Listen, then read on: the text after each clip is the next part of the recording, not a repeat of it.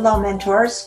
Welcome to our podcast series, Mentorships in Education, brought to you by Just Education at justeducationfirst.com. I am your host, Judith Epstein. I am very excited about the wide range of experts who have volunteered to give up their time and expertise. They will share their innovative ideas, their exciting perspectives, their rich resources, and their research with us. Please continue to delve into these topics on their websites and with your legal counsel, healthcare provider, and education professional. Our guests will have information that will be relevant to mentors supporting struggling students, parents, teachers, administrators, legal support, and health professionals. We will address all levels of education with issues that affect academic performance. Our goal is to open discussions and introduce a variety of approaches to those searching for information in a free venue. So mentors, let me introduce our guests for today. Welcome, mentors. This is Judith Epstein, your host. We are going to be starting a mini-series this month on dyslexia, and we have some very interesting guests from around the country and around the world who are going to be addressing this from different perspectives. I would like to invite you to go to our library of resources at justeducationfirst.com. You'll find information there on many different subjects, and I hope that they will be of help to you in helping you to develop some direction for some questions that you might have. I want to welcome today Cigdem Knebel. Thank you. Thank you. I just got a thumbs up saying I pronounced that correctly. I've been practicing for a while. Cigdem is from Philadelphia, and I want to tell you a little bit about her before we get into a discussion. Cigdem is an engineer, and she's in sales at a privately traded company that's on the stock exchange. Cigdem struggled to find help for her son, and I'm going to let her talk a little bit about this, who was diagnosed with dyslexia a while back. And in the process of trying to develop some support for him, learning about dyslexia, supporting him at school, she wanted to find some books for him to read. And her mission is to improve fluency, comprehension, and most importantly, reading confidence of children with dyslexia. She accomplishes this using many carefully chosen decodable and frequently used words in her books with the skills of young dyslexic in mind. She believes that all children love to read. There's no different for children with dyslexia than typical children who are not diagnosed with dyslexia. They just need the right kind of books to read. And we're going to talk a little bit more also about her publications called Simple Word Books that she has put together to work to make available to children who need to have a certain format to be able to learn to read and not struggle, but be able to be independent. So thank you so much, Cigdem. I really appreciate your being with me here today. And I think the best way for us to begin this dialogue is for you to describe a little bit your journey with your son, when it started, how you became enlightened with this, and a little bit with your interest in developing books. But I want to get to that later. So, well, thank you, Judy, for having me on your podcast. I really appreciate having the opportunity to talk about our story and hopefully help other parents and children, and also the educators out there, hopefully, who are listening will also hopefully be inspired with our story. Thank you for the opportunity. Oh, you're so welcome. I'm so excited to have you because in looking you up and doing a little due diligence, I've learned some things, which is why you're here, that I think will be so helpful to parents and teachers who are working with children who have dyslexia. Thank you so much. So our journey, like many other people I have met in the in our community has started when my son started struggling at school. I didn't know what dyslexia was, but about 3 years before my son was diagnosed, a friend of my daughter was diagnosed. And at a Halloween party, her mom was talking about how her daughter had dyslexia. And I said, what is dyslexia? And she just gave a few examples of how her daughter is struggling. And I just kind of listened and put that information in the back of my mind, thinking I would never need it. And when my son was in first grade, he was at the end of age 6 going into 7, he started struggling. And he struggled a lot, meaning whatever we did was not bringing him any gains in reading. So what I remembered is all the stuff that we discussed 3 years before. And I said, whatever my son has is exactly like what my friend's daughter had.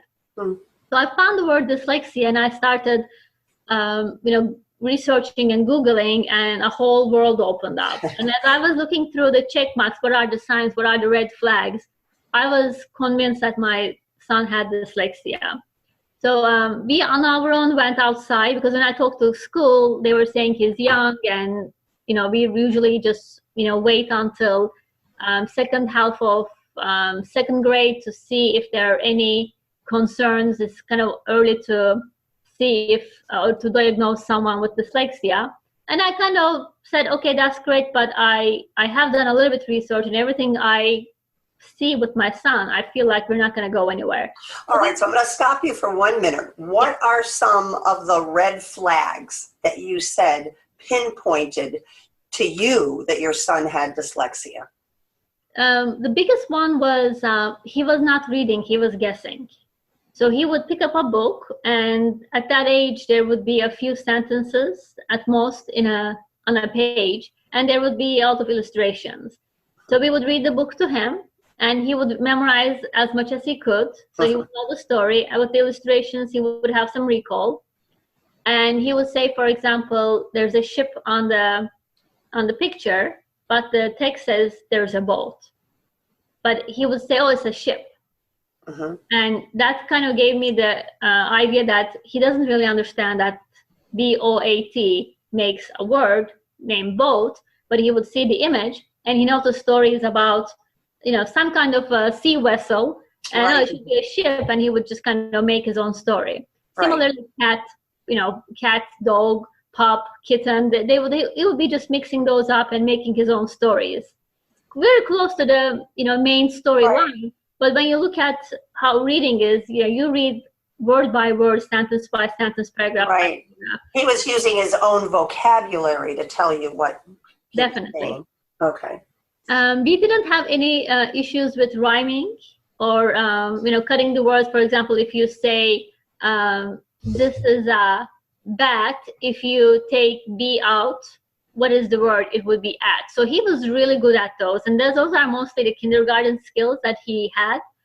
And when he came to first grade, I could see that he would look at a sign, for example, on the wall, and his friends would be reading it, but he would not follow the lines. He would just look at it as an image, for example. So he was getting really tired. There were a lot of emotional signs. He was becoming defiant when it was in the mornings. He didn't want to go to school. He said he didn't like reading. He didn't like books, which we knew wasn't true. He still loves audiobooks, and he loves being read to. So there were things that just didn't make sense to me. And he was becoming like a class clown. He wasn't able to focus on anything when we had to do homework, which, at first grade is not much, but he would be physically, wiggling and not able to sit still. So there was a lot of things that we have seen that just didn't make sense when we had to do homework, read or write. And teachers weren't saying to you, oh, he's immature, he'll outgrow it. He's not motivated. We have to make him more motivated to learn to read. Were they? At that age, they never said motivated because he was very involved in class discussions. But focus was an issue, and they were saying he's a bright kid, and he really is, and he's really engaged. But I think the way it was like, if only he focused a little bit more, and he's too young, at this age, there's a big gap between kids, and he's on the younger side in his grade as well. So they were saying, we should just kind of wait and see how this goes. And the way I felt is, if it's not going to work out, why do I take that chance? Because then the gap gets bigger, and it's going to be even that much more time, effort, and pain that will go into catching up, rather than doing something right now and hoping that that gap wouldn't open. You advocated then for interceding early rather than waiting down the road to see if this got any better. Definitely. So we went out on our own, and we did private testing, and unfortunately, I didn't know as much as I know today. So we could have probably gotten some support from our insurance. There were other ways I think we could have done this in a more economical way. And I know you wanted to discuss about those a bit later. But all the expenses were out of pocket for us. I said, I don't want to wait. I just want to put everything in place as soon as we can, because I had zero doubt in my mind that something was off, and it was dyslexia. What about math? Did he have any problem with math? So he was actually on the really high levels in math, and in first grade, and this is the first sign that I took as the biggest alarm for me, was that he said one day, I can't do math anymore because I can't do word problems. Oh, interesting. And that is the day I went to school, and I said, there is something wrong, I'm pretty sure. And they were like, let's just wait. And then I came back home and said, we're doing this on our own. So your concern, just to kind of go back here a little bit, your concerns were that he wasn't developing in reading at the same level that the other kids in the class were, that he was very frustrated at home and didn't want to go to school. He was saying that he didn't like reading. Where he is good in math, he was saying that he couldn't do math anymore because he couldn't do word problems. He was acting out in class a little bit, probably as the result of being uncomfortable with not being able to read, I'm assuming. Do you know if his acting out happened more during reading groups or reading time? Definitely, yes. I mean, at that age, they have to read a few sentences, and I think even that made him nervous. And I also think that he was acting out because he couldn't follow the direction. If the teacher wrote something on the board, he didn't understand that there was something on the board that he had to read and follow. And when he didn't follow, it is kind of acting out because the whole class is following a routine, but he's not able to follow it. And maybe he is falling behind, he's doing another task, he's off task, and that does, I think, look like they're either not paying attention or they're acting out. Okay, those are important points because very often we're told that our kids are immature, that they're not motivated, that we need to give them some incentives. And clearly your son was motivated and wanted to do this. He just wasn't capable of doing it.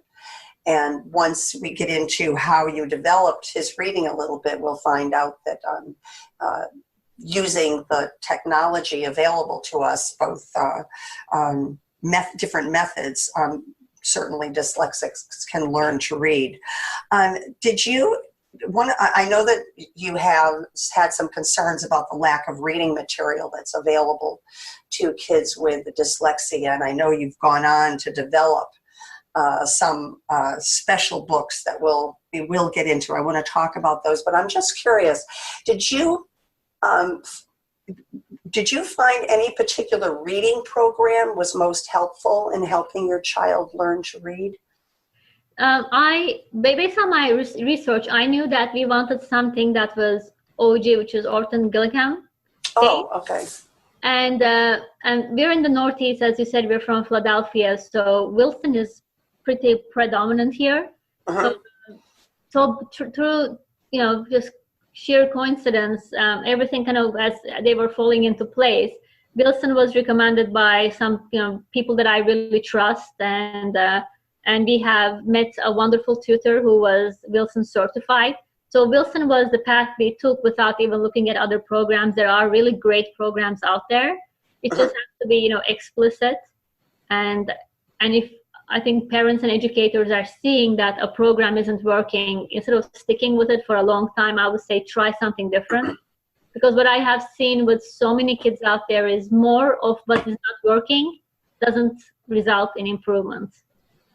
And I have seen this over and over again. If the program is working, you start seeing, even though they're small gains, you see really quick gains if it was the right intervention. Did you go to school to advocate for a particular program to be used with your child? I haven't, but as I said, because we're in the Northeast, Wilson is very accessible. So his teacher was actually Wilson certified as well, which we learned later on. And the school has been working on implementing Wilson at school. So it kind of all came together. And I don't know if every school, I know every school chooses their own programs, but for us, it just kind of all the stars were aligned because the teachers knew the school was, school was implementing a program one-on-one. So working with the school, you've been, your child was working with Wilson because the teacher was certified in Wilson. Is that correct?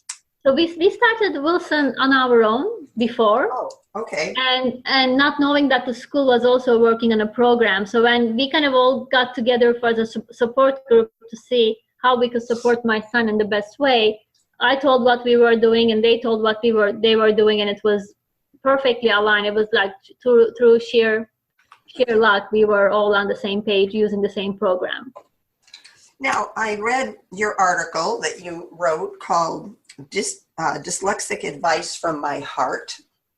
Yes. And I'd like you to talk a little bit about that, because we're talking now to people, parents, teachers, advocates of children in many different capacities. And you talk about 5 mistakes that parents make. I would assume that parents are the only ones that make these mistakes. Can you talk a little bit about those and kind of explain how you would like to see parents address these areas when they're advocating for their child, or teachers address those areas when they're advocating for students in their room? Oh, certainly. So the first one I have is, I would say, act right now, or taking action right now. So I hear this a lot as well. They were saying, oh, we shouldn't have waited this long, and maybe their child, the child might be in 2nd grade, 5th grade, high school, college. I feel like there really is no good time other than now to get taking action. I don't think we should look back and say, oh, I should have done this earlier, past is past.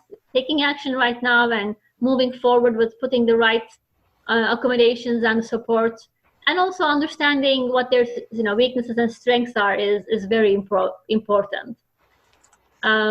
Then, of course, never, I think, stop advocating. What I have seen is, we really have to learn what our children's rights are, and understand, what we can and, what we should have access to. We should understand the laws around this. I know every state is different. Again, in the Northeast, we're lucky. There's a lot of protection and a lot of laws that have been already passed to support children with learning differences. But even in those, states that a few of them don't even recognize dyslexia, I think it's important to understand some of the federal laws out there, which give the children the right to have access to right accommodations. And I have some information on my website. I have some summits that I have done. If you go into the website, you can see all the details of each interview I have done and figure out if any of those informations would be beneficial for you. Chatham, give that web address to people so they'll know where to go. Sure, it's simplewordsbooks.com. That's our website, and that's where you can find information about our summit, our free resources that we offer on the website, and our books as well. All right, so let's just go back for a minute and go over those things that you mentioned. You said take action now. In other words, if you're told to wait, you don't want to wait. If you If the school doesn't have the information, then you need to be proactive and find out where you can get the information that you need. Trust your instincts. In other words, if you think something's wrong, something probably is wrong. Is that what you're saying? Yes, definitely. I think as parents, we know our children really well. And I would never say that, teachers that don't care, but just realistically thinking, the school year starts and most of the teachers have the kids only for 8 months, and they're, 15, 20, 25 of them with all their own personalities, issues. And I think we shouldn't just expect the educators and the school system to figure out what might be hindering our children from becoming their best. I think it's our responsibility as parents to really advocate for them. Okay, I know you also say teach your child to advocate for themselves. So you're advocating for your child, but it's important to inform your child about the best way for them to do what they need to do so that they can advocate for themselves. Do you also encourage that? Yeah, definitely. I mean, if you think about, someone who's going to college and still has to be in the academic world where the parents can't scaffold them anymore, they have to learn these skills early on. And, what is a better time than when the, stakes are so low when they're younger? And I feel like as they take more ownership of their strengths and weaknesses, I think they become stronger themselves. And they can also, talk to the teachers better because they're the ones who are going through this. I think it's also a lot more effect when you hear it from a child rather than the parent. Right. Because this is really the person saying, this is how I'm feeling, this is how I'm struggling, and this is what helps me, rather than the parents. And sometimes we are emotional. It's hard to advocate for your child without being emotional as well. Uh-huh. And I think it's a lot better if this comes from the child themselves with their own words. You talk about celebrating progress rather than just focusing on grades. Can you elaborate on that a little bit? Sure. So there are different ways of, I think, defining success. So we can say a child is successful if they get straight A's. We can say a child is successful if they're kind and they're empathetic to people around them. A child could be successful if they are great in math or in arts or in sports. So I think finding what they're good at and celebrating, those gains are important. And also, if they're struggling reading, maybe they're not the best reader, but look at the progress that they are doing. And maybe their progress is slower, but it is still their progress. And celebrating those, I think, are important because they are big milestones. And most of these kids really work hard. And to accomplish maybe something little is a lot of effort. And I think effort should always be valued. So if a child reads a book at home that they perhaps weren't able to get through the first time, and all of a sudden they come to you and they say, I read the book, and they can read it to you, that's a big deal. That is a big deal. Or if they want to write a letter to someone, maybe their spelling and their punctuation isn't good, but instead of saying, oh, you're writing it wrong, just celebrate that they wanted to write a letter. Because it is actually something that doesn't come easily to them, but they still want to put the effort to create something. Is handwriting often problematic for kids with dyslexia? So often, but not always. So there's also dysgraphia, which is a disability in writing. But because reading and writing are so integrated, if a kid is having difficulty decoding, encoding will naturally be difficult. So it's not the physical writing part, but perhaps it's the spelling the words right? Correct, yes. So spelling, punctuation, that is difficult for kids with dyslexia if they can't decode, they can't encode. Mm-hmm. But there are kids who can still read, but they can't write, and that would be dysgraphia, meaning they have difficulty writing, and it's usually, as you said, the physical aspect of writing as well. Okay. Now, I know you're not an expert in technology, But do you incorporate technology with your son at home? Not much. He just finished 5th grade, so at this point, there's really not much that we need to do. But as we look forward, there are a lot of technologies out there. I'm a big advocate of spell check always. I use it for myself daily, and I find it very useful. Definitely speech to text and text to speech is something I'm looking at. Touch typing is something we started working. The school started, but I think that's also a skill. And these are really, kids don't have to be dyslexic, I think, to learn these skills. Well, what about audiobooks? Does he listen to audiobooks and follow along? Audiobooks have been very big in our house for probably about 10 years, 15 years now. That's technology. Yeah. Definitely. So this is definitely before my son was diagnosed. We spent time in the car driving, and we enjoy listening to stories on audiobooks. But I'm also now looking into, can we get textbooks on audio format as well? So, he can continue learning the material at a faster speed than trying to read on his own. So this is a great segue into your books. Why don't you talk to us a little bit about how this blossomed into such a big endeavor, what you started with and how it grew, and I'll ask some questions along the way. Sure. So looking back now, it's been almost 3.5 years now. It's really hard for me to imagine how we ended up here. I mean, this is a really like a Cinderella story for me. When my son started with OG training and we started seeing the gains, of course, the first thing he wanted was to read a chapter book like all his friends do. But I knew what his ability was, and I knew what the chapter books entailed because I have an older child as well. So we read those stories with my older child, and I knew my son was nowhere near with the ability of reading those books. He read one day Hop on Pop by Dr. Seuss. And he's like, okay, now I can read a book. And he truly read it. Every word. If he couldn't read it, he tapped it. It wasn't guessing. It was reading every single word in that book. But that's only a few hundred words. Now he wants to jump to a 100-page book. Chapter page book, right? That's a huge jump. But, in his mind, he was like, I'm ready to do it. And I didn't want him to start reading and fail, saying, oh, I can't do it. And I knew he was going to be heartbroken. So I said there has to be these books in between, but there really wasn't anything in between Cat sat on a mat to these bigger books. And I knew what my son could read.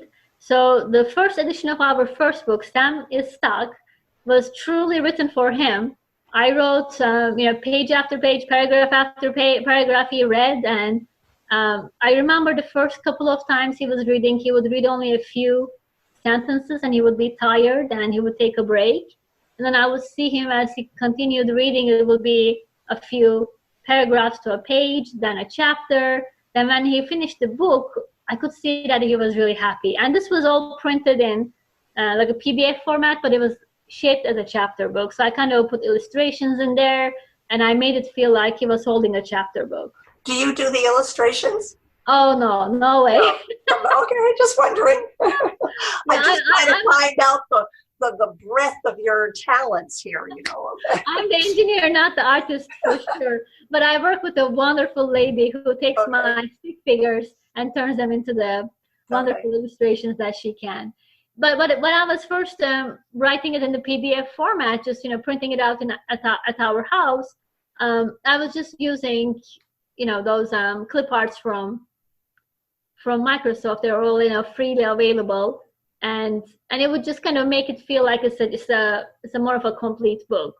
And I would always keep a few copies in our car, if we were waiting for my daughter to finish her sports activities. I would take out and maybe just read a few sentences so that there would be continuously practices where it wouldn't be too long and he wouldn't get frustrated. A few sentences, I knew he could do it, and he would know that there's a time limit because my daughter would be coming, when the clock hits, like 500, she will be in the.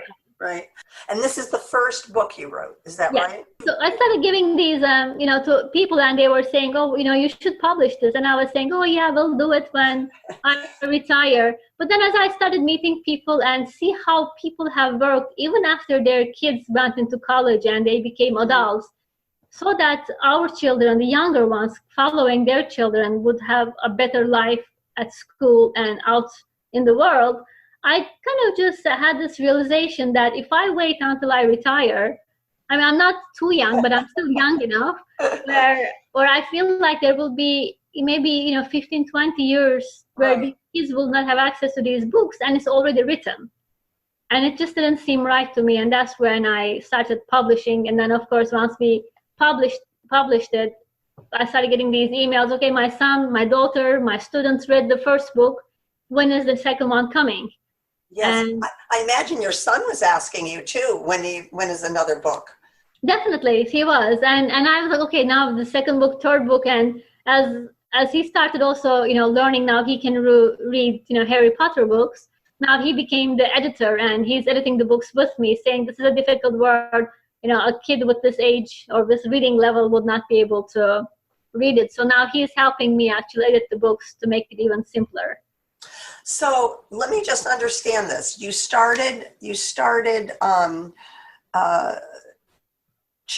with some very simple books that you wrote, and he developed an understanding of a connection between letters and sounds and blends and sounds and words and the written form. And now, did you say your son is reading Harry Potter? Yes. But I mean, just think about that. This is about 4 years down the road, 4 years of OG, twice a week, even more in the summer. Summer camp, 2 years in a summer camp at a school for dyslexic kids. I mean, we had some heavy intervention, a lot of school support as well. So now he's reading at grade level. We're very blessed to have all the resources that we threw at him all turn out to be very beneficial. When you said the simple books, I want to make sure it's clear that the vocabulary is simple, but actually the storyline is really high level. So these are all, chapter books. I think our shortest story is Sam is Stuck, which is over 4,000 words. So when they hold the book, almost all of our books are about 100 plus pages. So they're not those really, they're small 32-page books. These are, some big kid books that they can feel when they sit next to their friend. They're not written with like 16 fonts. I think the largest font we have used is 14. They're somewhere between 12 to 14 fonts, size in fonts. So these are some, serious reading stuff where we're hearing from the teachers that they actually can write book reports on. But the vocabulary, I imagine, is very controlled. It's not controlled, but it is simple. So we have a word list at the end of every book, and also on our website you can see the full word list for every single book. So we are planning to write controlled vocabulary as well, but that is a lot more difficult. But that's our next step, and those books will probably be a bit shorter.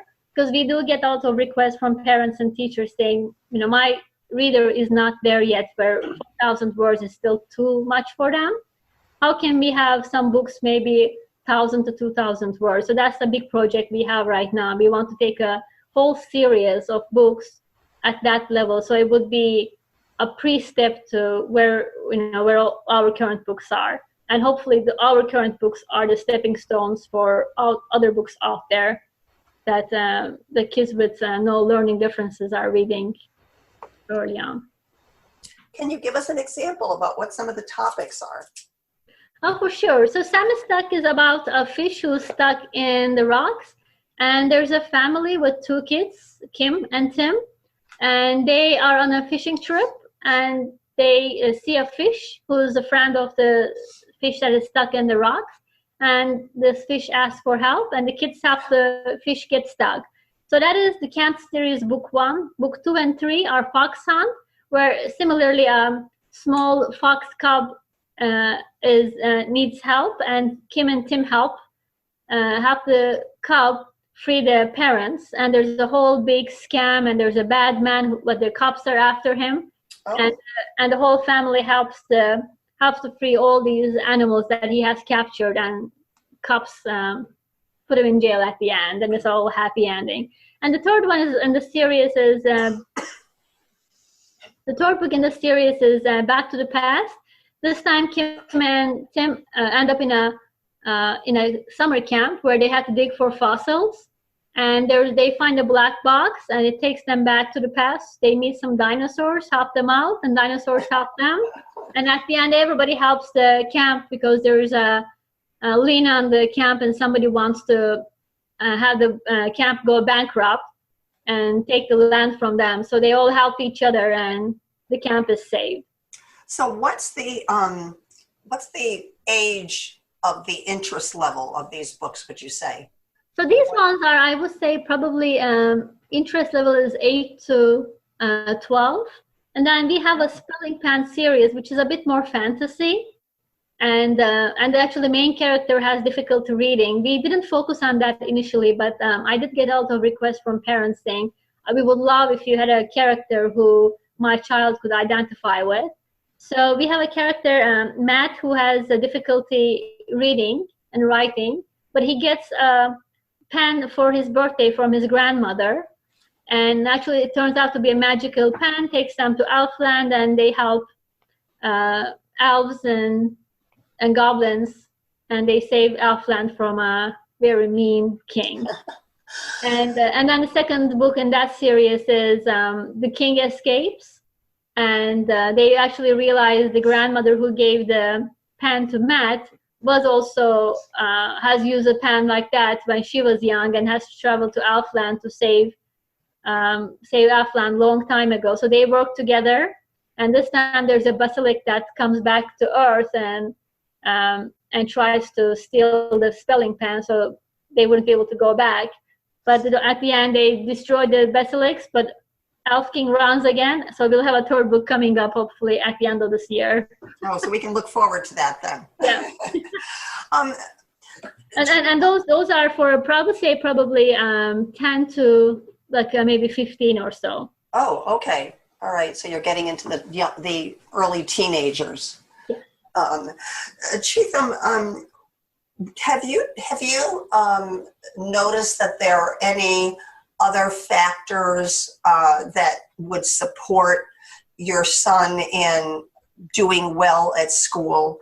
Have you noticed any diet issues, any routines at home that work better, any routines at school that work better, that help support him, that you encourage, and that you try and maintain at home, or that you encourage the teachers at school to continue? I would say the biggest one we have seen is sleep. He is exhausted when he comes home, and we try to make sure that he gets enough sleep, because I feel like that's when his brain really calms down and processes all the information that he takes in throughout the day. And this is true for adults and true for myself too. If I don't make sleep my priority, and then maybe stay up a few nights, I feel like I'm not as sharp in the morning, and I'm dragging myself, and I feel like I need my coffee. And then they say, if you need your coffee, that means you need stimulus from outside, and then you should definitely be changing something, because maybe your sleep, it might be your diet. And when it comes to diet, I feel like brain is very important for kids with dyslexia, because it's on overload all the time, and we fuel our brain with the foods we eat. So I feel like for my son, I think we did some blood tests where we looked for sensitivity, not allergies. So eggs and dairy didn't really help him. And when we took those out of his diet, out of he would have maybe itchy skin, those have gone away. And I feel the same way for myself. We try to stay away from processed food. Dyes are, never good chemicals. We try to eat as healthy as we can. I mean, they're kids, so, of course they have candy, chocolate. Of course. I always try to explain to it should be in moderation. So if you're having a chocolate for snack, definitely have something healthy, fruits and vegetables for the second snack. And exercise is huge. I feel like, again, this is true for everybody, not just for kids with dyslexia. But the more our body is in shape, I think it helps the whole body and the brain to work at a more efficient level. Do you find when he's more active, he's able to focus more at school or at home if he has that time for physical activity? So I know that in the mornings he can be focused more, and in the afternoons, as the day gets late, it gets later in the day, it becomes more difficult for him. And at school, we had always like wonderful teachers for him. They would say, "Oh, why don't you run this paper to the office?" So that would give him a little bit of a physical activity, going up and down the steps, and then I think he would kind of get that little energy out and focus. Right. And sometimes they would let him, maybe instead of being on the floor, he would be on the chair, or vice versa. So wherever he's feeling more comfortable, they would let him just be in his own environment, as long as he doesn't, of course, bother other kids. There's always rules around it, but I feel like we've been very lucky with the teachers, where my son and the teacher could work together to say, this is the boundary you have, but within this, tell me what works for you. And they would have little signals, and he would say, "Oh, can I sit there and do my reading?" And they would know that, okay, he needs a little bit, maybe a change of place, or maybe he needs to be on his own, because if there's a friend next to him, he won't be able to focus. That's really important for students to have an ability to communicate with teachers and have a signal, a word or a sign that lets the teacher know that they need to do something in order to help them be successful in the classroom. When I worked with kids at school, we agreed that the students that I worked with would talk to the teachers and say that they needed to come and see Miss Judy. They didn't have to explain why, but they needed to come and see Miss Judy. And I would take them, and sometimes we would do power walking in the hall. Sometimes I would take them down to the gym. It got me up and moving too, because we would do laps in the gym, and I would try and do the laps with them. And it got them up and moving around, so that when they went back into the classroom, they weren't as wiggly, and they were able to sit and do the work that they needed to do. So I think it's important for teachers to be willing to understand that each child needs something different, and that the child should feel comfortable in coming and telling them what they need, what it is that they need to be successful that day. Definitely. And this goes back to what we talked about, is advocating for yourself.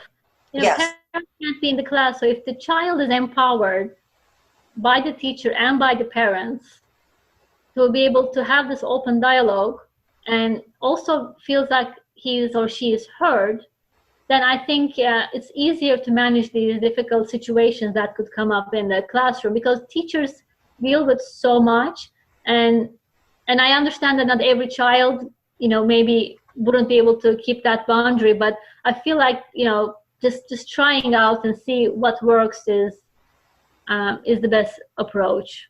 And maybe not realistic in every case. I totally get that as well. But I feel like if there's an opportunity, it should be definitely tried. So can you talk to me a little bit about this Dyslexia Summit that you started? Oh, sure. So back in the early days, I was so overwhelmed with the information. I probably have read more than 20 books. I've been to so many websites, and I would see all these conferences that I wanted to go to, but they were always far away, or they were always during the week, and I always missed them. And I said, once we get over all this chaos, I'm going to create something online, and I'm going to interview people, and I'm just going to go out and put it out for free, so parents can watch it in the morning, in the evening, in the weekends, stop and rewatch whatever they want to do, however it works for them. And hopefully whatever I have learned will help other people as well, because I have benefited so much from other people who has done similar work before me. So the summit started that way, and I'm very, very grateful that whoever I ask and I reach out says yes, and it's again a great community. I think everybody really wants to help each other. And I've had some, very interesting guests, very big guests, like Susan Barton continues to be our, top watched Summit interview. She has done so much for the community. We interviewed parents, we interviewed kids. And we interviewed some people who have dyslexia and they're adults and have started their own programs to help children and parents. So I'm here to just share the information. I don't endorse anything. Because when I was doing my research, I felt like I would just read through it and I wanted everything to be available. And if it didn't work for me, if I didn't value that information, I could just pass it along to the pile that I wouldn't use. But I wanted to have access to it. So I do the same thing. I just share the information.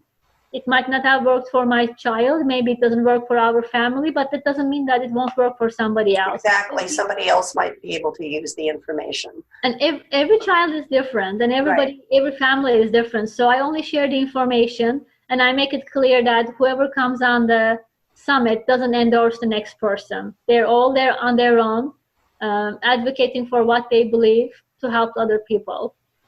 And it's been a great success. I hear so many people saying that they're now convinced to take action, or now they have a path forward because they had some issues with the school or their children, or they feel more empowered. And reading those emails and comments is just so wonderful, because so many hours, as you know, go into it, and with no expectation of any gains other than just knowing that a child and a family and a teacher is at a better place because they listened to an interview. So people who are listening to this who want to learn more about your books can go to simplewordsbooks.com. Is that right?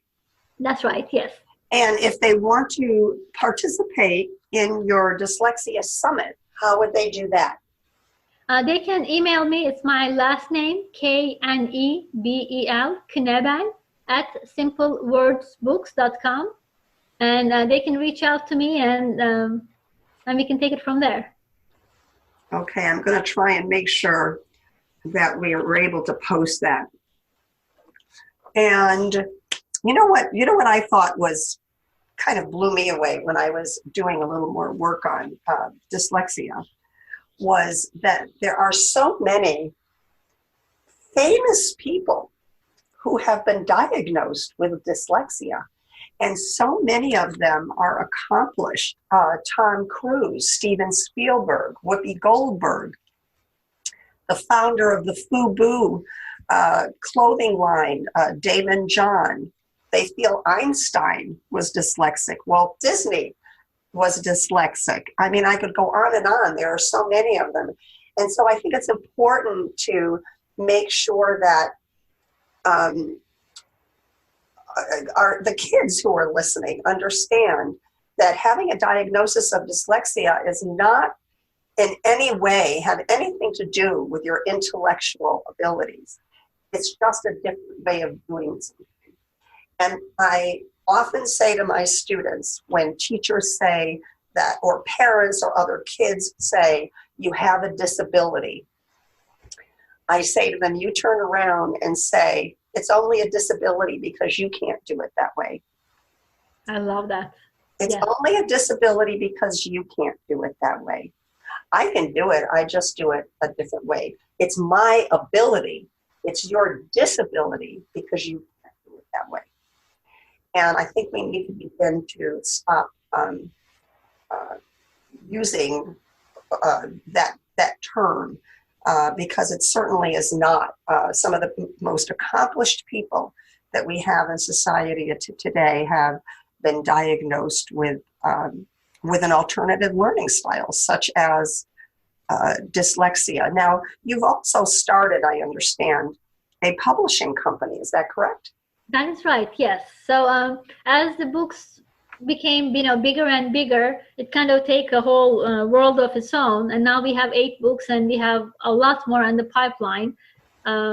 We wanted to make sure that these books actually kind of stood on their own, and my dream is to actually start a whole big genre, because when you look at books, I feel like there has to be a specific category for parents and teachers to easily find these stepping stone books, as I call them, where maybe they're written with a simpler vocabulary.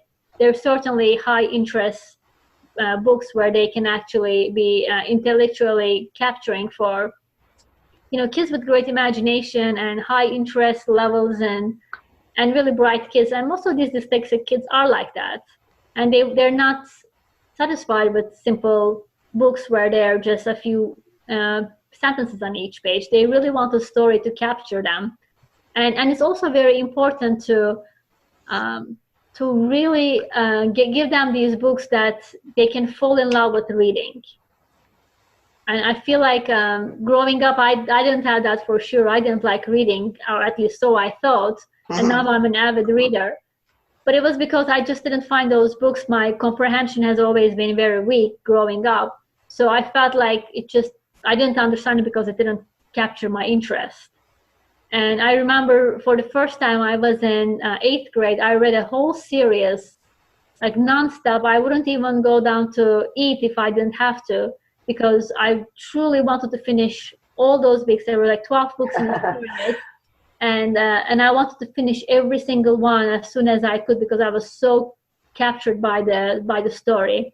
And I want that to be the story for all these kids who believe that they just don't like books because they can't read it. That's wonderful. I think what you're doing is exciting. I wish you the very best of luck. Thank you so much, Cigdem Knebel, for being with us today. And I want to mention to our viewers that they can reach you again at simplewordsbooks.com, or they can email you at knebal@simplewordsbooks.com. I think it's like KNEBEL. Oh, I'm sorry. KNEBEL@simplewordsbooks.com. Yes. Okay. Thank you so much for being with us. Thank you so much for having me on your podcast. It was a lot of fun. Thank you. You're very welcome. Thank you so much, everyone, for being with us today. I want to remind you to go to justeducationfirst.com, learn more about this podcast and dyslexia. We'll be having other guests coming up, again, with different perspectives of dyslexia and how to support our students. Look over the library that we're creating, any topics that may be of interest to you, any guests that you want to learn more about, go to their websites. We are on YouTube, we are on iTunes, and of course at justeducationfirst.com. Thank you very much, everyone, for being with us today. Thank you, mentors, for being with us today. If you found this podcast of value, please visit justeducationfirst.com to subscribe to our blog and mentorship and education podcast so that you may continue the exploration with us. Our goal is to provide a free treasury of information for our listeners so they can become acquainted with the amazing resources that we have available to us. We want to thank all of our guests for giving their time and sharing their wealth of information with us. Please also visit their websites and explore more of their resources to further your pursuit of the topic. Hope to hear from you at justeducationfirst.com. Have a good week, and thank you.